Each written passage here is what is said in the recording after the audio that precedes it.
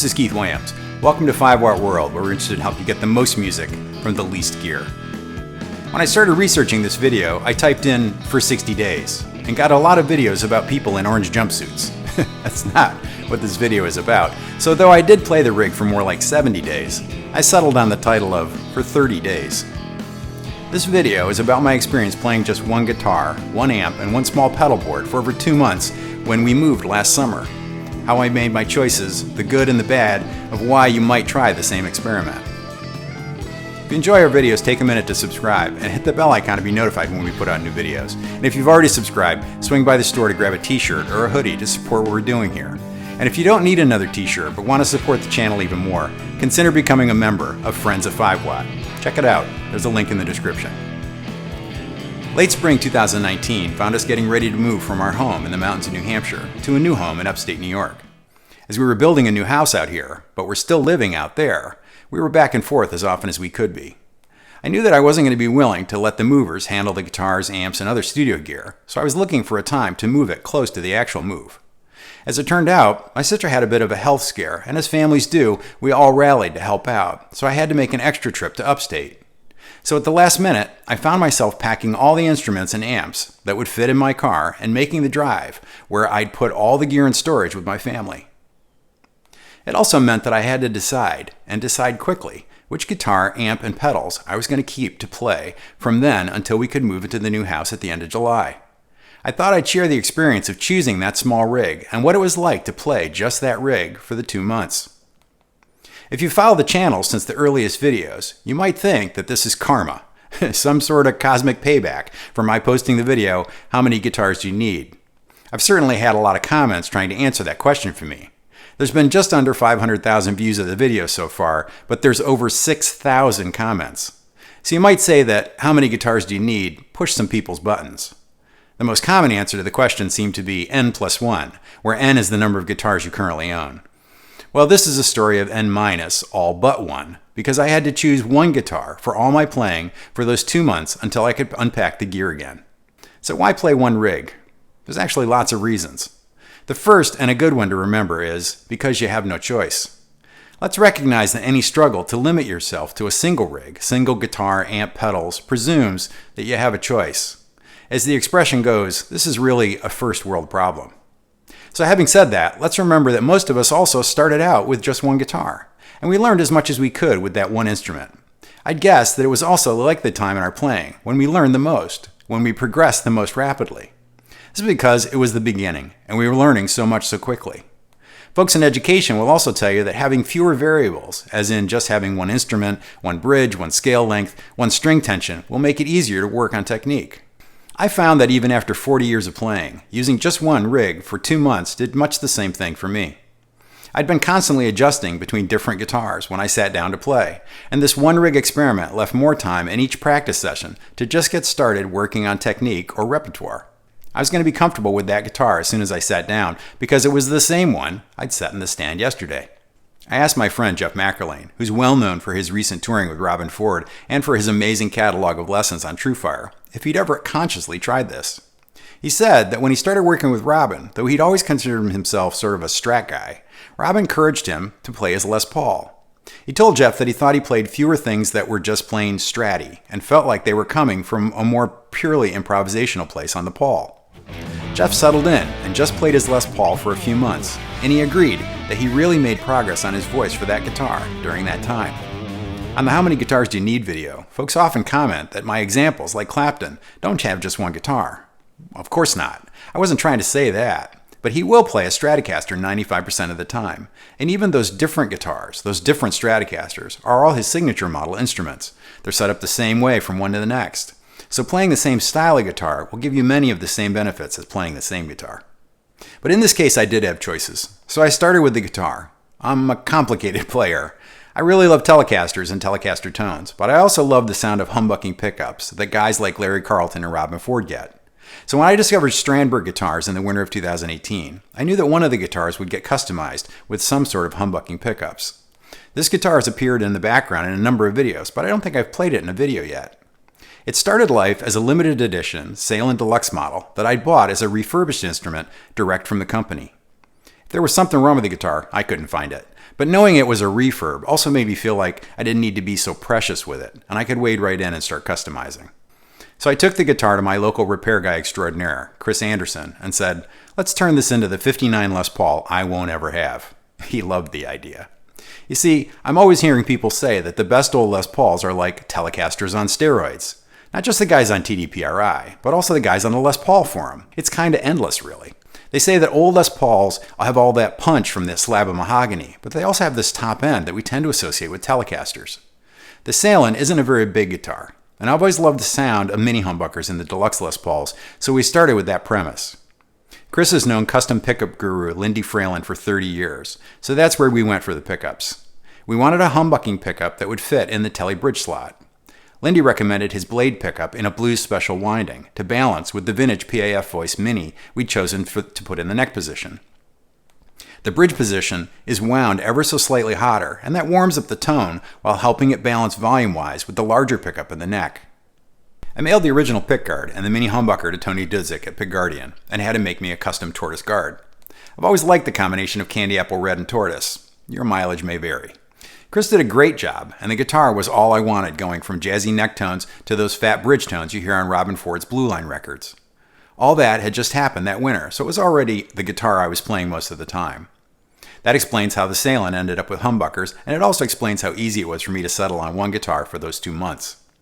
Also, the fact that this headless guitar in its gig bag is just 36 inches long, that didn't hurt a bit. I talked to a couple of gigging players about why they mostly use the same rig when I was putting this video together. My buddy Zach Childs from over at Ask Zach said that one of the best reasons to keep your rig simple is that if you know your pedal board inside out, let's say, hypothetically, if your 7-year-old decides to play with the knobs, you could put everything back where it belongs from memory. My buddy Dan Lurie, an amp tech designer and builder from my old hometown of Burlington, Vermont, is a perfect model of this.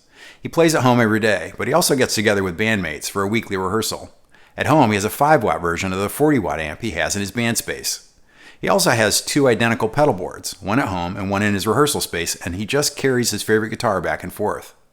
He knows exactly what tones he can get from each rig, and as new tunes are added to the set, he knows how to get the sounds he needs. Dan also showed a story about being in a band with another guitar player years ago. The guy was a real gear hound, and we'd show up each week with something new pedal, new amp, new guitar. Each week the guy would spend a bunch of time trying to dial in his new gear. Finally, about 2 months into this, Dan blurted out, "Okay, either the new pedal or you or I have to go. It doesn't matter to me which one it is." You know, I was laughing so hard at the story, I forgot to ask which one left. Of course, the takeaway here is changing gear is fine, but stick with the gear long enough to know it and to respect everyone's time.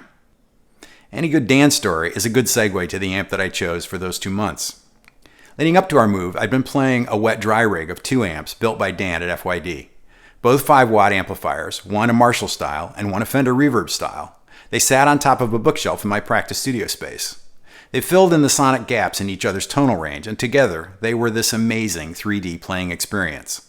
So when it came time to choose, I knew that the Fender Reverb style, the big verb as Dan calls it, would be the one. It has a really beautiful reverb, and honestly, if I wasn't so addicted to delay and a touch of grit, I'd have been fine with just the guitar and the big verb for the 2 months my gear was going to be in storage. And that just left my grab-and-go little pedal board.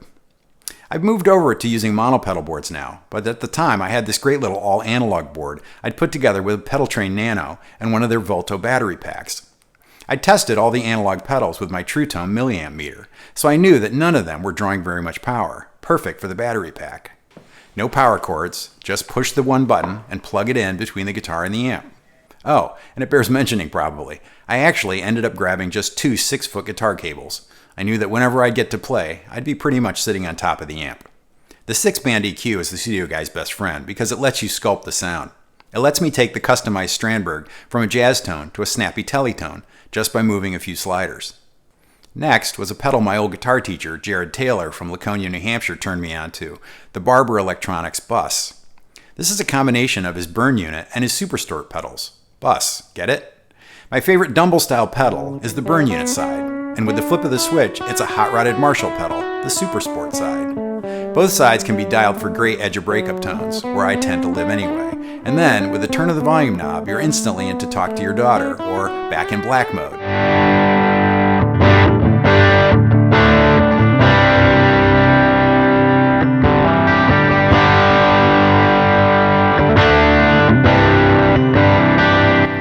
top of that, it gives you a voicing switch that gives you 3 different EQ and harmonics curves that can be used with each side of the circuit.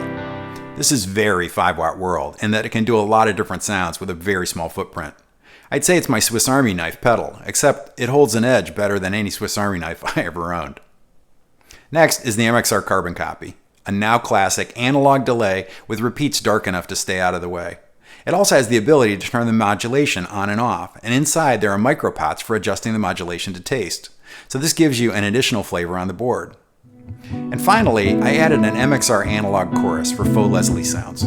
This always seems to inspire me to go in a different direction with my comping. It's like an organ thing that's great for blues. And anything that can make you hear the music differently is welcome on any board, but particularly on a small grab-and-go board. Oh, and using the EBS flat cables that Zach Childs turned me onto, I've recently squeezed a Polytune Mini on here, but last year I made do with an unsightly headstock tuner. So what did I learn during all that time? I think most of our families think we can just play exercises. Mine's likely to look up when I actually try to play a tune. During those 2 months, I'd started working on some arpeggio practice. This was at the encouragement of my Berkeley-educated teacher, and it was kind of brilliant. I'm just dyslexic enough for note names and theory to be a challenge, but Jared had noticed that if I focused on the intervals, the numbers, it was easier for me to learn the shapes than apply them around the fingerboard. But this was mostly warm-up, as I was really trying to hear my way through Pat Metheny's travels. In a way, I still am. So what wasn't cool about one rig for 2 months? Well, I have to admit that I missed the sound of single coil pickups, the tone and feel of the front pickup on a Strat, for example. Though there's lots of good reasons to play one guitar, there's also lots of good reasons to have 2 voices. Something else that helps you hear and then play things differently. In an old interview I saw with Mike Campbell from the Heartbreakers, he said that if you have one Fender and one Gibson, you can pretty much do everything you need. So having put together a Gibby-like guitar, I guess I missed the more Fender-y tones during those 60 days. This whole exercise reminded me why a simple rig is best for learning guitar. So when we settled into the new house, I set up a version of my transition rig in the corner of the new family room, away from a computer. I added a music stand in the corner, and that's where I try to practice. If you run a YouTube channel, then sitting at the computer almost always feels like being at work. So stepping away to just play is a lot like the time I spent just playing that one guitar, one amp, and one little pedal board. Always a good reminder to know what works best for improving my playing. And that's probably the reason I'd encourage you to try this experiment for yourself. Report back to 5-Watt World in the comments. And maybe most importantly, this experiment made me focus on why I play guitar. To relax, to have something to do where I can always feel like I'm making some progress, and to make music that speaks to me. Maybe just for me. If you enjoyed this video on my one guitar experiment, hit the like button, and if you haven't subscribed yet, go ahead and hit that too. If you want to support these videos, stop by the store and grab a t-shirt or a mug. And if you don't need another t-shirt, but want to support the channel even more, consider becoming a member of Friends of 5-Watt. The links are in the description. Thanks for watching. Until next time, thanks for being a part of the 5-Watt world.